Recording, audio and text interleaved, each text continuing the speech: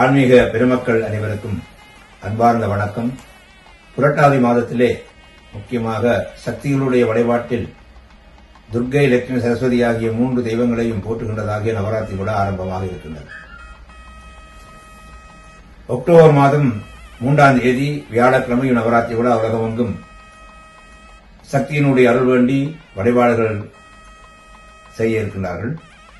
3ஆம் தேதி ஆரம்பமாகின்ற இந்த நவராத்திரி விழா 11ஆம் தேதி மகாநவமியாக வீடுகளில் பூஜை செய்கின்றவர்களுக்கும் சிறப்பாக அன்றைய தினம் கொண்டாடப்பட இருக்கின்றது.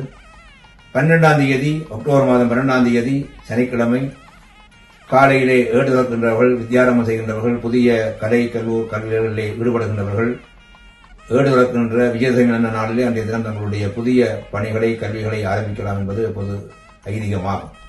அந்த வகையிலே இம்முறை அக்டோபர் மாதம் 3ஆம் தேதி வியாழக்கிழமை நவராத்திரி விழா ஆரம்பமாகி தொடர்ச்சியாக 10 தினங்கள் நடைபெற இருக்கின்றன.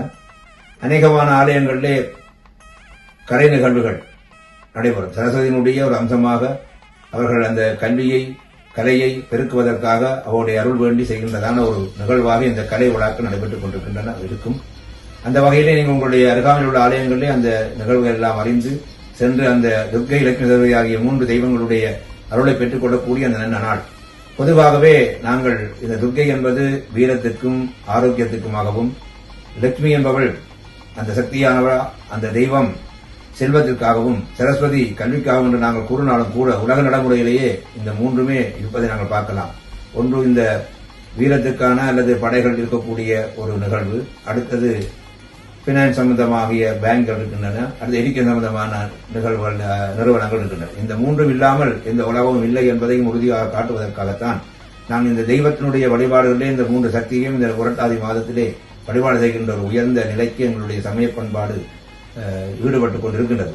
இந்த வகையிலே அனைத்து ஆன்மீக மக்களும் தங்களுடைய அருகாமையில் உள்ள ஆலயங்களில் அந்த நேரங்கள் எல்லாம் அறிந்து நீங்கள் சென்று ஏடுதல் என்ற வைபவத்திலையும் கலந்து கொண்டு குழந்தைகளை நீங்கள் அந்த முக்கியமாக தெய்வ சக்தியோடு தெய்வத்தினுடைய அருளோடு விஜயதசமி நன்னாளிலே இதை செய்தாலும் வெற்றி அடையும் என்ற வகையிலே அவர்களுக்கான நல்ல கல்வி, கலை வாக்கியங்களை ஏற்படுத்தி எந்தெந்த துறையில் அவர்கள் ஆரம்பிக்கின்றார்களோ அந்த துறையை சார்ந்த குருமார்களும் நீங்கள் அவையெல்லாம் வழிபாடு செய்து இதுவே துணை என்ற வகையிலே அவர்களுடைய அந்த பேர் அருளோடும் அந்த திருவருளோடும் அவர்களுடைய குருவருளோடும் நீங்கள் அந்த கலைகளை அவைகளை ஆரம்பிக்கலாம் என்பதை தெரிவித்து உலகமெங்கும் பிறந்திருக்கின்ற அனைத்து அடியார்களுக்கும் இந்த சக்தியினுடைய 3 சக்தியினுடைய அருள் கிடைக்க பிரார்த்திப்பதோடு 12ஆம் தேதி அன்றைய தினம் விஜயதசமி தினம் பொதுவாக கேதாவதி விரதம் ஆரம்பமாகும்.